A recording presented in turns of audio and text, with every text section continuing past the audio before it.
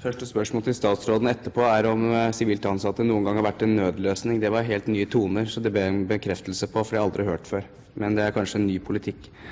I siste utgave av Politiforum så beskrives det en situasjon hvor det skjer en ønsket utvikling av alle i forhold til flere sivilt ansatte. Høyre var pådriver for flere ansatte, og til slutt så bevilget regjeringen også penger til ansettelse av flere, fordi finanskrisen gjorde at man også innså at man hadde en politikrise. Så denne sensasjonen, den bestod egentlig at det tok så lang tid. Jeg kan egentlig ikke skjønne imidlertid at det ønskelig at veldig mange av de sivilt ansatte med begrenset politimyndighet nesten ikke får opplæring, som det beskrives i Politiforum, som en viktig begrunnelse for vårt forslag. For regjeringen har vært veldig prinsipiell når den har avvist at for eksempel vekterselskap kan drive fangetransport, eller for så vidt at GNA i Stavanger kan drive DNA-analyse fordi RMI i krise. Da har det vanket mange ord om rettssikkerhet. Høyre synes ikke det betryggende at arrestforvarere og andre med begrenset politimyndighet kanskje får et 3 dagers opplæringskurs, avhengig av den enkelte politimesters forgodtbefinnende. For det holder jo ikke at lønnen betalt av det offentlige for at en jobb skal utføres rettssikkert. Det har vi for så vidt sett eksempler på, enten det gjelder NAV, det gjelder vedtak i forhold til psykisk utviklingshemmede, eller i forhold til DNA-monopolet.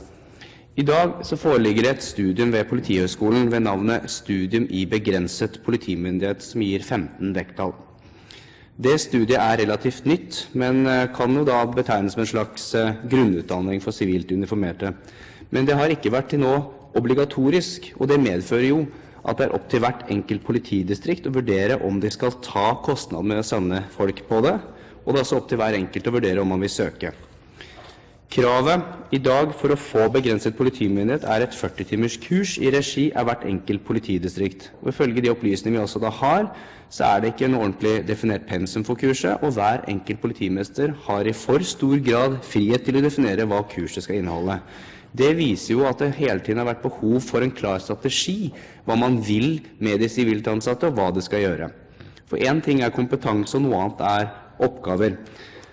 Høyre mener at det må tenkes nytt. Det deles av flertallet, men det må tenkes nytt for å nå målet om flere synlige politifolk.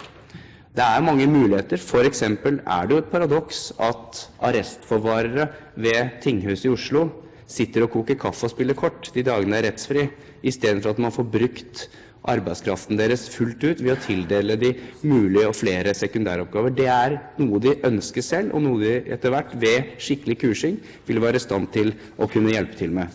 For rett utenfor veggen så det altså mengde tiggere, narkomane og ikke minst turister som trenger bistand til å finne fram hvor de Det hadde vært bedre at de som arrestforvarere med god grunnkursing i forhold til begrenset politimyndighet kunne bistå politiet og skape mer politikraft, også de dagene hvor det ikke rettsmøter i Oslo tingrett.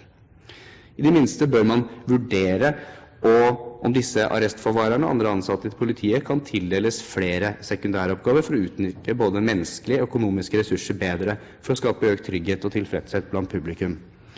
Tilsvarende har vi sett på en god del andre tettsteder, så sliter private vekterselskaper med grupperinger av ungdommer og lommetyver.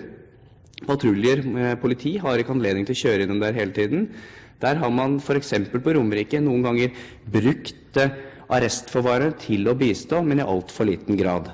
Hadde man hatt en klar strategi og tanke om hva de sivilt ansatte kunne gjøre fra begynnelsen av, så ville man kunne fått brukt de sivilt ansatte man ansatte etter press fra Høyre og fordi det kom en finanskrise på en enda bedre måte. Så bakgrunnen vårt for å fremme dette forslaget jo rett og slett for at vi skal få brukt hvert enkelt årsverk for det det vært. Ikke som en nødløsning, men som et poeng i seg selv for å skape politikraft. Det har i hvert fall vært Høyres intensjon hele tiden. Jeg håper det fortsatt regjeringsintensjon, inntil vi forhåpentligvis får ansatt alle de 720 nyutdannede politifolkene, og at ikke de går over til privat sektor, som de selv beskriver at de vurderer nå, med tanke på at det ikke jobb til dem.